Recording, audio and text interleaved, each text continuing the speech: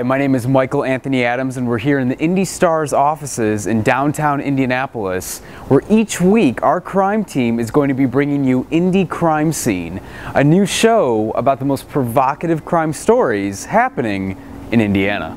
This week on Indy Crime Scene, Jill Disis takes us to Gary, Indiana, where a suspected serial killer was captured and confessed to the killing of 7 women. Then, Mack examines the officer-involved shooting that turned deadly for one of the 3 men suspected of robbing a GameStop on Indy's South Side. Later, Bill McCleery reports from the scene of what police believe to be a double homicide on the city's east side. And finally, Kristine Guerra discusses her story about the connection between Indy's single mothers and the city's crime rate. Northwest Indiana was rocked this week by news that a suspected serial killer may have been living among them. The case started when 19-year-old Africa Hardy was found dead in a Motel 6 bathtub. Police say she had been strangled. They traced the killing to 43-year-old Darren Dion Van, who police say confessed to the killing and said that he had met Hardy, a sex worker, at the Motel 6. The case triggered an investigation in which Van admitted to killing 6 more women across Gary and Hammond, Indiana. Police say he hid the bodies in abandoned homes around the area. I went to the neighborhood in Gary where Van lived to ask neighbors what they thought of him. Many said they didn't know him well. The ones that did refused to talk. But what I did hear was that he was relatively quiet and kept to himself. Neighbors also told me he was a bit odd and liked to go for walks at midnight or 1 in the morning, but they said they didn't suspect that he could have been a serial killer. The investigation continues, and police are looking into the possibility that there could be more victims. Van is due back in court October 29th. Police said on Saturday night, 3 men from Chicago on the way to Tennessee decided to stop in Indianapolis to visit a loved one.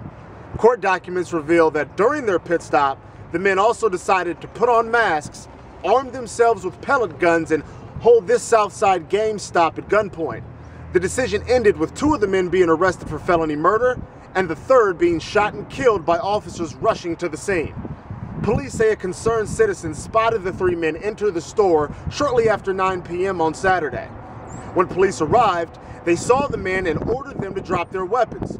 2 of the men complied, but a 3rd decided to run out the back door of the business, where he encountered other officers who had it surrounded.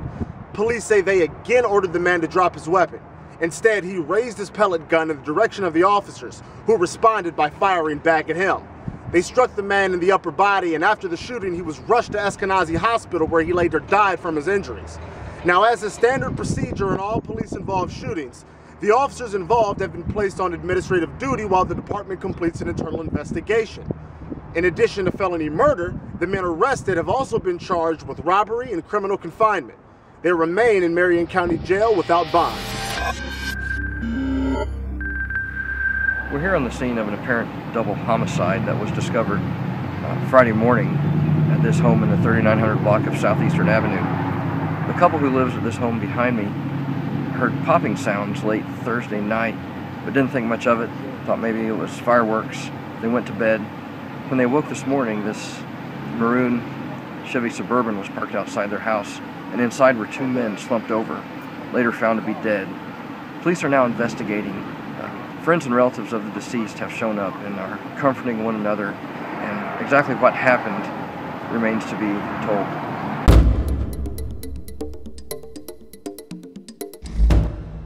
Public Safety Director Troy Riggs has said before that the root of crime is social. He also has said that too often, the victims and perpetrators of violent crime come from single-parent households, particularly those who are run by single mothers. Households where the father is either non-existent or they're not playing an active role in their children's lives. Now, earlier this year, the city's public safety officials have begun reaching out to young single mothers as part of a broader effort to stem violent crime.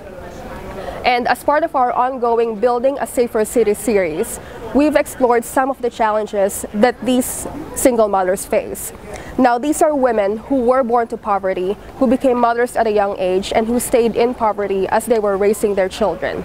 Too often in these cases, the mothers work multiple jobs to pay the bills, Violence become a way to resolve conflict, gang members become role models, and financial stability is achieved through crime. Now, officials have said that long-term solutions would entail investment in educating these young mothers and educating these young men or boys before they become hardened criminals.